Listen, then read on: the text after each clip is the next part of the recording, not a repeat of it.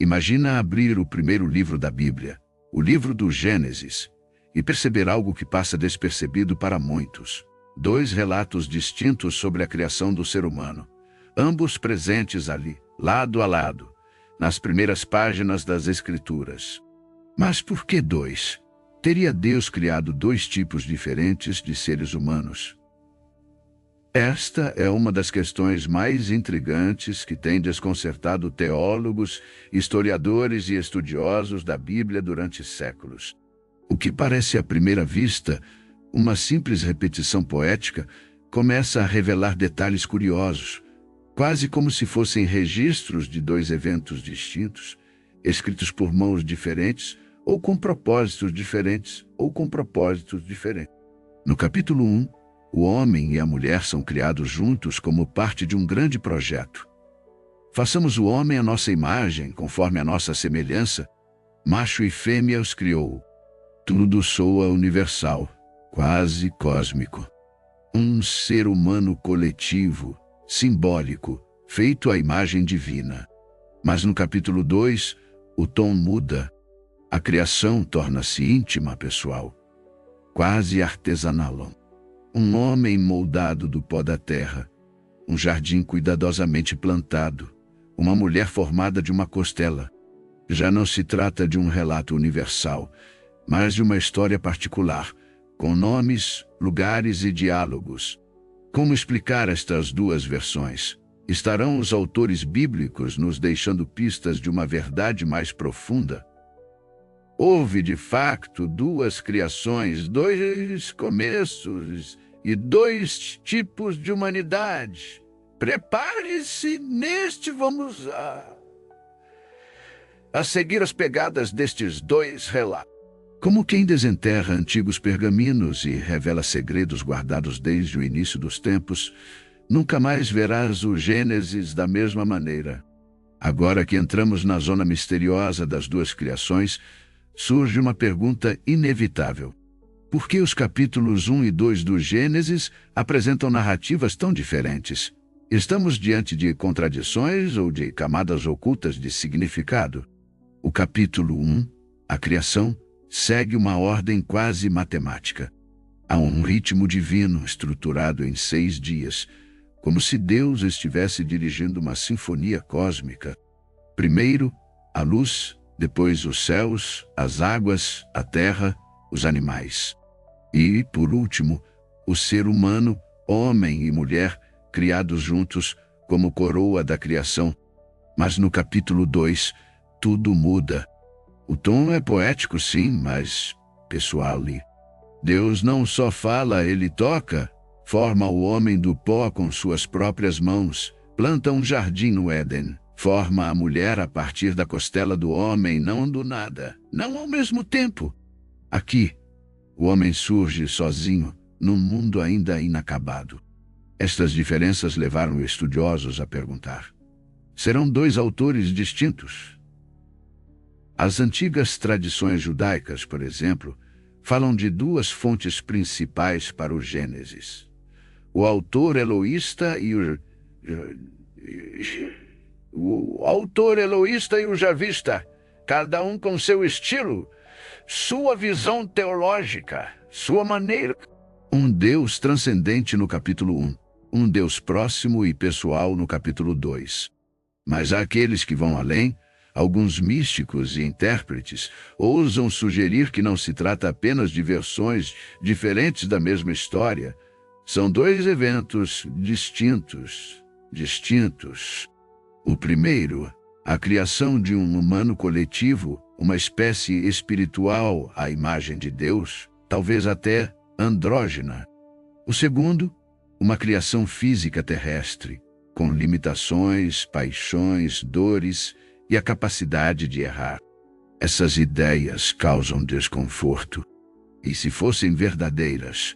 E se Adão e Eva não fossem os primeiros humanos, mas os primeiros de um segundo tipo de humanidade?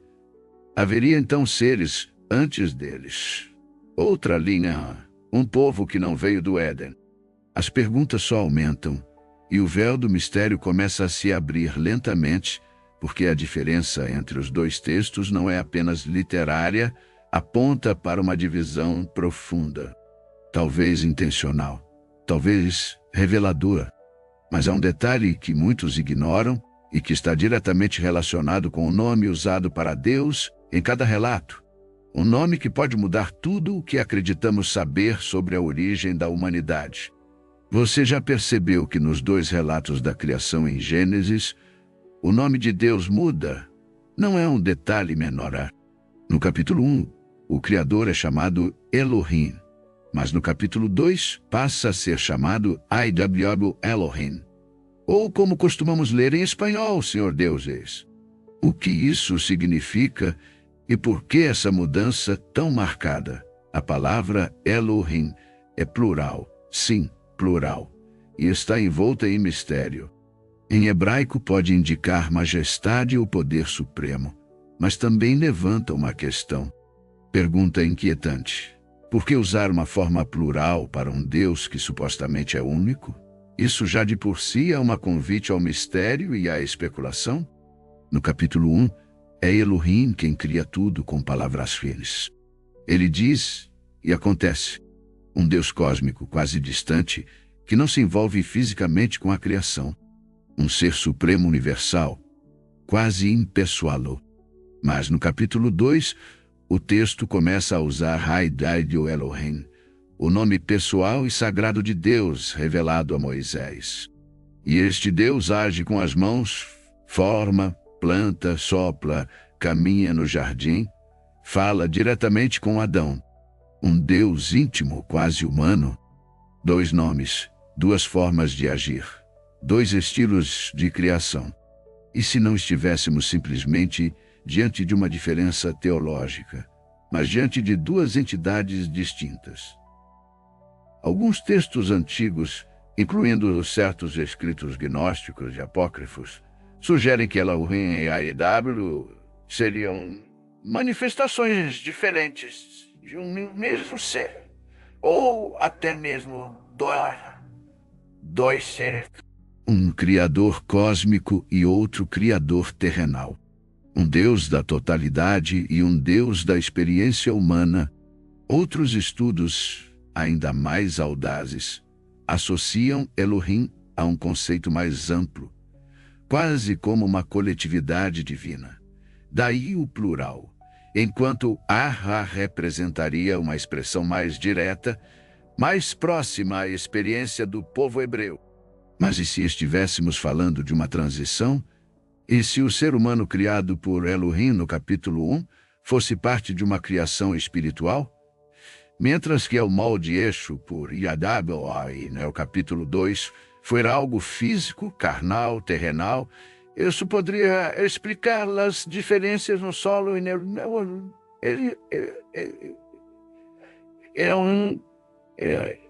seria Adão, então, o primeiro humano material ipsinos, os humanos do capítulo 1.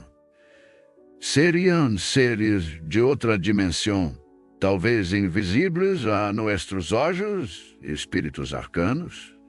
Todo isto começa a ter sentido quando observamos como se descreve ao ser humano em cada parte. Porque no capítulo 1 são criados à imagem de Elohim, pero no capítulo 2, a imagem já não se menciona. Gênesis 1, 27. Nos entregam na frase aparentemente simples, pero que encierra na profundidade quase abismal. Criou Deus ao homem a sua imagem, a imagem de Deus, lo criou, varão Pero, que quer dizer-nos exatamente este versículo? Aqui é o término homem proviene do hebreu Adam, que pode traduzir-se no como um nome próprio, sino como humanidade, um coletivo. Isto cambia completamente a leitura. Já não estamos ante a criação de uma sola persona chamada Adão, sino de toda uma humanidade criada simultaneamente, homem e mulher juntos, sem protagonismo individual, uma raça humana plural completa, surgida à imagem e semelhança de lo divino. Pero espera, no rei mention ao jardim del Edén, no rei tierra, costila ni serpiente. Estes humanos del capítulo 1, no são ubicados em um espaço geográfico delimitado. São bendecidos e recebem uma missão: fructificar, multiplicar-os, lena ad la tierra ipso sou. Aqui há uma visão grandiosa, quase universal. Agora imagine, este relato seria uma descrição da criação de uma humanidade arquetípica, um tipo espiritual de seres não limitados pela fisicalidade do Éden, mas espalhados por toda a Terra. Esta é uma ideia recorrente em tradições místicas judaicas, como a Cabala e até mesmo em textos gnósticos. Os primeiros humanos não eram de carne, mas de luz. Outros estudiosos sugerem que esta seria a criação da primeira raça humana, muito anterior a Adão e Eva, uma linha esquecida, possivelmente extinta, ou talvez ainda existente, oculta entre nós. Isso poderia explicar, por exemplo, a famosa pergunta de Caim após matar seu irmão Abel: qualquer um que me encontrar me matará. Mas quem seriam esses outros, se os únicos humanos eram seus pais? Talvez os humanos de Gênesis 1 não fossem apenas simbólicos. Talvez fossem reais e diferentes. Diferentes de Adão, diferentes de Eva, diferentes de nós. E mais ainda, o texto não diz que Deus formou esses humanos do pó da terra. Eles simplesmente foram criados em um ato direto divino, quase como se surgissem da luz da palavra, do próprio sopro da essência divina. Então, por que criar outra humanidade depois? Por que a necessidade de Adão e Eva? Por que um novo começo no capítulo 2? Estas perguntas nos levam a um dos passagens mais polêmicos da Bíblia. Porque quando entramos na criação de Adão, já não estamos falando de um coletivo. Estamos perante um homem solitário, um ser formado à parte, isolado dentro de um jardim. No capítulo 2, tudo muda. Agora Deus, ou melhor dito, Adjab Elohim, decide formar o homem do pó da terra, não com palavras, mas com as mãos, um ato íntimo, quase artesanal, e depois sopra nas suas narinas o sopro da vida. Mas aqui está o detalhe inquietante. Esse homem, ao contrário da criação coletiva anterior, aparece sozinho. O texto diz que ainda não havia homem para cultivar o solo, ou seja, há uma necessidade prática, quase agrícola. O Éden não é o mundo, é um jardim cercado, um espaço controlado, separado. Adão é colocado ali para cuidar desse lugar especial. Não é apenas uma criação divina, é um designado, um encarregado, um guardião. E depois de um tempo, vem a criação da mulher, mas de uma forma muito peculiar. Não a partir do nada, como no capítulo 1, mas a partir de uma costela do homem. Isso já mostra um padrão. Adão é a referência. Eva é moldada a partir dele. É como se Deus estivesse agora criando algo diferente.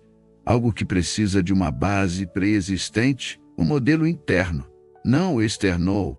Esta narrativa, tão detalhada e quase íntima, parece contrastar com a criação cósmica anterior. Aqui temos nomes, relações, emoções. Adão fala, nomeia os animais, entristece-se por estar sozinho. Deus percebe, interage, reage. Está perante uma história mais pessoal, mas também mais dramática, e esta diferença levanta uma questão: por que criar um novo casal humano se já existia homem e mulher antes? Afinal, no capítulo 1, a humanidade já havia sido criada, bem vir. Então, Adão e Eva seriam uma segunda criação, uma nova linha distinta da anterior. Alguns estudiosos apontam que Adão e Eva não foram os primeiros humanos, mas os primeiros humanos escolhidos com quem Deus decidiu estabelecer uma relação específica. Outros vão além.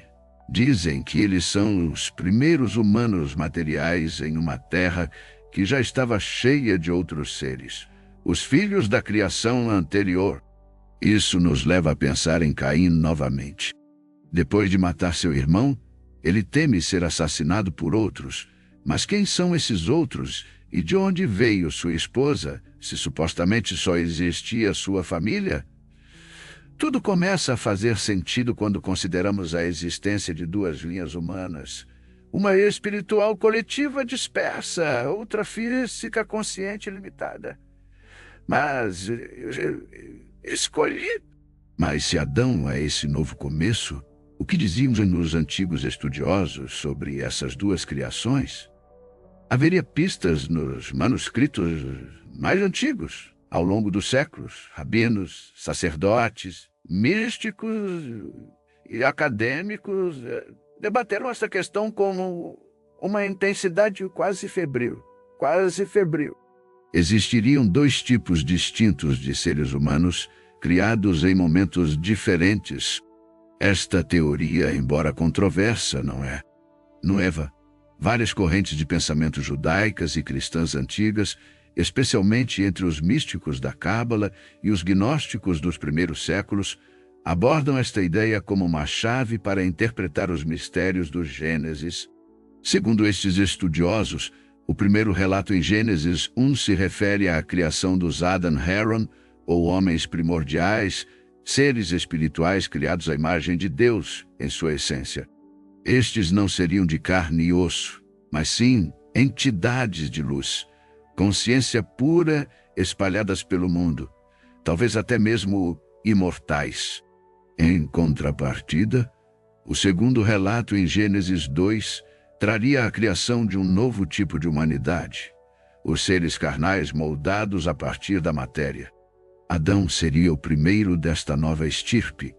Eva, a primeira companheira, um projeto mais limitado, mas também mais pessoal, uma humanidade capaz de errar, sofrer e se redimir. Esta interpretação se fortalece ao observar o uso das palavras em hebraico. No capítulo 1, o verbo utilizado é vara, criar do nada, uma ação divina pura. No capítulo 2, o verbo muda para yatsar, moldar, formar com as mãos, como um oleiro com o barro, dois atos distintos, duas formas de criar. Rabinos como Naides sugeriram que a primeira criação é espiritual e que o Adão do Éden está revestido de carne. O Sohar, obra central da Cábala, chega a afirmar que o homem do capítulo 1 não caiu com o pecado original, pois não era material. Em contrapartida, o homem do capítulo 2, esse sim, estava sujeito ao desejo, à ilusão e à morte. E o que dizem os gnósticos, em textos como o Evangelho de Tomás ou o Apócrifo de João, veem a criação do mundo material como obra de um demiurgo, um criador inferior que aprisiona almas divinas em corpos de barro. Esta ideia, embora radical, sugere que os humanos espirituais foram rebaixados à carne, perdendo sua natureza original. Alguns até vão mais longe e propõem que os humanos de Gênesis ainda estão entre nós, não fisicamente, mas em outra dimensão, seres de luz, observadores, talvez até guias invisíveis, talvez até guias. Enquanto isso, nós, os descendentes de Adão, vivemos no mundo da matéria, da dor e da redenção. Mas e os manuscritos antigos? Existe algo nos textos hebraicos originais, ou mesmo nas tradições orais judaicas, que possa confirmar esta dualidade? Se queremos entender os enigmas das duas criações, precisamos voltar às fontes mais antigas, não apenas ao texto escrito da Bíblia, mas também às tradições orais. Aqui, entre pergaminhos milenares e sussurros preservados entre os sábios judeus, começam a surgir pistas intrigantes. Os manuscritos do Mar Morto, descobertos em Qumran, trouxeram à luz textos antigos que expandem e, às vezes, desafiam a narrativa tradicional do Gênesis. Alguns desses escritos sugerem que a criação da humanidade ocorreu em múltiplas etapas, especialmente os documentos de Damasco e os hinos de ação de graças falam de uma divisão entre os filhos da luz e os filhos das trevas. Embora simbólicos, estes títulos parecem indicar duas naturezas humanas de distinção. E nas tradições rabínicas ainda mais, o Midrash Rabbah, um dos comentários mais antigos sobre o Gênesis, propõe a hipótese de que a mulher criada no capítulo 1 não era Eva, mas uma figura chamada Lilith. Segundo esta tradição, Lilith foi a primeira mulher criada ao mesmo tempo que o homem, em igualdade, mas ao recusar-se a submeter-se, teria fugido do Éden e se tornado um espírito errante. Esta narrativa não aparece na Bíblia tradicional, mas foi preservada oralmente durante séculos e levanta uma questão audaz. E se a mulher de Gênesis 1 não é Eva? E se o casal do capítulo 1 não é o mesmo do capítulo 2? Estaríamos então diante de duas linhagens, uma de Lilith e os humanos espirituais, outra de Eva e os humanos carnais. Os antigos cabalistas também reforçavam a ideia de múltiplas camadas na criação. Para eles, o texto bíblico é como um véu. O que está escrito literalmente oculta verdades mais profundas, reveladas apenas àqueles com olhos para verá. Nesse texto, a imagem e semelhança de Deus não se referiria ao corpo físico, mas a uma centelha divina presente nos humanos do capítulo 1, mas obscurecida nos do capítulo 2. Até mesmo a forma como os textos hebraicos estão estruturados traz mistério, palavras repetidas, variações nos nomes de Deus e o uso de Deus. Termos ambíguos como Adam, que pode ser um nome próprio coletivo ou conceito, sugerem que os autores estavam a trabalhar com camadas de significado, não com um simples registro histórico. E se assim for, será que estas tradições indicam que existem duas humanidades a conviver na mesma realidade? Uma visível e carnal, outra invisível e espiritual. Seríamos nós, os descendentes de uma queda ou de uma separação. Mas o que revela tudo isto sobre o propósito dessas duas criações? Haveria um sentido mais profundo. Um plano oculto. Mas o que significa tudo isto espiritualmente? Seriam estas duas criações apenas relatos antigos ou símbolos de uma realidade interior que ainda nos habita? Muitos sábios ao longo dos séculos interpretaram os relatos do Gênesis não só como história, mas como mapas da alma humana. Nesta visão, o ser humano criado no Gênesis 1, a imagem e semelhança de Deus, representa o nosso aspecto espiritual divino, incorruptível. Enquanto que o Adão do Gênesis 2, formado do pó, habitante do jardim e sujeito à queda, representa a nossa natureza terrena, vulnerável, carnal. Esta leitura simbólica transforma o Gênesis num viagem interior. Cada um de nós carrega essas duas criações dentro de si, o espírito elevado e a carne limitada, o homem de luz e o homem de barro, e a tensão entre eles. Entre estas naturezas seria o próprio cenário da batalha espiritual que todos vivemos. A Cabala judaica, por exemplo, descreve esta dualidade como a diferença entre o Nefesh, a alma inferior ligada ao corpo, e o Namah, a alma superior que busca a união com o divino. Ambas coexistem, lutando pelo domínio em uma dança de ascensão e queda. A história de Adão e Eva seria, então, o descenso da alma pura ao mundo físico, onde precisa aprender, errar, crescer e finalmente regressar. No cristianismo místico, esta mesma ideia aparece quando Paulo fala do homem natural e do homem espiritual. O primeiro é terrenal, limitado. O segundo, celestial, recriado em Cristo. Dois humanos habitando o mesmo ser, uma luta interna que ressoa com os dois relatos do Gênesis como arquétipos. E no esoterismo cristão e judaico, a queda do Éden não é simplesmente um erro. É parte de um plano maior. O espírito encarna na matéria para evoluir, para aprender o amor, para se tornar consciente. Assim, a segunda criação não é inferior, é necessária, um degrau na escada da consciência. Mas se isso é verdade, então o Gênesis não trata apenas do começo do mundo, trata de nós, agora, do conflito que sentimos entre nossos desejos e nossos ideais, entre o corpo que envelhece e a alma que anseia pela eternidade, entre o pó da terra e o sopro de Deus. No fundo, talvez a pergunta não seja se existem dois tipos de humanos lá fora, mas dentro de nós. Nós e a história da Bíblia seriam o convite para que o humano do capítulo 2, frágil e errante, reencontre o humano do capítulo 1, divino e eterno. Não. Mas essa ideia aparece em outras escrituras, em textos apócrifos, ocultos ou esquecidos com o tempo. Será que este mistério é mais conhecido do que imaginamos? Se os relatos canônicos do Gênesis já nos desafiam com suas dualidades, os textos apócrifos e místicos vão ainda mais longe, ampliando esse mistério como se abrissem portais para outras dimensões do entendimento.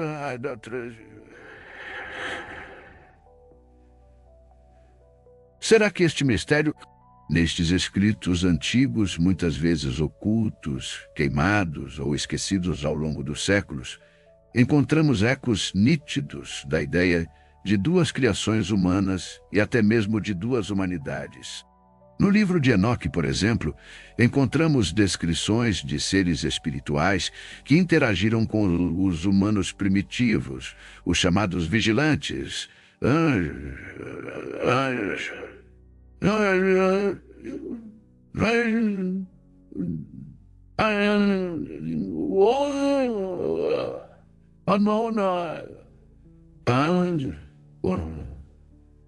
Eles teriam se relacionado com uma linha específica da humanidade.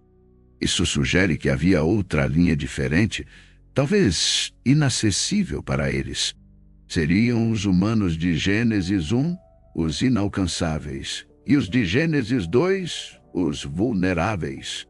O próprio Enoque, ancestral de Noé, é apresentado como alguém diferente, alguém que andou com Deus e foi levado, uma figura que não morre como os outros, quase como se pertencesse a uma humanidade mais antiga ou mais elevada. Nos evangelhos gnósticos encontrados em Nag Hammadi, o tema da dualidade humana é recorrente. O Evangelho de Thomas, por exemplo, o exemplo fala da luz que habita dentro do ser humano e que deve ser despertada. O Evangelho de Filipe, por outro lado, afirma que Adão foi criado de duas maneiras. Primeiro espiritual, depois físico, depois. Um reflexo direto da distinção entre os humanos de Gênesis 1 e 2. Ainda temos o apócrifo de João, onde o conceito do homem primordial aparece claramente. Lá, o primeiro ser humano é um arquétipo celestial criado por um Deus supremo e perfeito, mas esse ser é posteriormente aprisionado em um corpo material por um Criador inferior, que se assemelha ao Deus de Gênesis 2. Este texto ousa afirmar que o mundo material é uma prisão e que a humanidade original era livre, luminosa, imortal. Mesmo na Cabala e no Zohar, encontramos o conceito de Adam Kadmon, o homem primordial, um ser de luz criado antes de qualquer matéria, que reflete a totalidade da divindade. Esse Adam Kadmon seria a verdadeira imagem de Deus, enquanto Adão, feito de pó, seria apenas um reflexo imperfeito, uma tentativa de espelhar o divino na matéria. Esses textos desafiam a visão tradicional, mas também abrem horizontes. E se a queda de Adão não foi um erro, mas um passo necessário para trazer o divino à carne. E se a humanidade de Gênesis ainda existe, e se a humanidade do seu mundo este ano a especial, observando, mas foram rejeitados por serem falsos ou por serem demasiado verdadeiros. E agora chegamos ao ponto mais provocador. E se tudo isto fosse verdade, quais seriam as consequências para o que acreditamos sobre a nossa origem, o nosso destino e o mundo em que vivemos? E se, na realidade, o Gênesis não estivesse contando uma única criação, mas duas? O que parecia uma repetição estilete profundo. Aceitar a ideia de duas eras humanas muda tudo. Significa que a nossa identidade como seres humanos é dual, complexa, talvez até dividida. Carregamos dentro de nós a essência da criação espiritual, a centelha divina dos seres de luz puros e livres. E, ao mesmo tempo, habitamos corpos feitos de pó, sujeitos à dor, ao tempo, à morte. Somos o paradigma entre o eterno e o efêmero. Se a humanidade de Gênesis ainda existe, invisível, espiritual, talvez nos observe, talvez nos inspire, ou talvez sejamos nós mesmos, mas caídos, esquecidos da nossa verdadeira origem. O convite seria, então, lembrar quem fomos e reconstruir essa ponte quebrada entre o céu e a terra.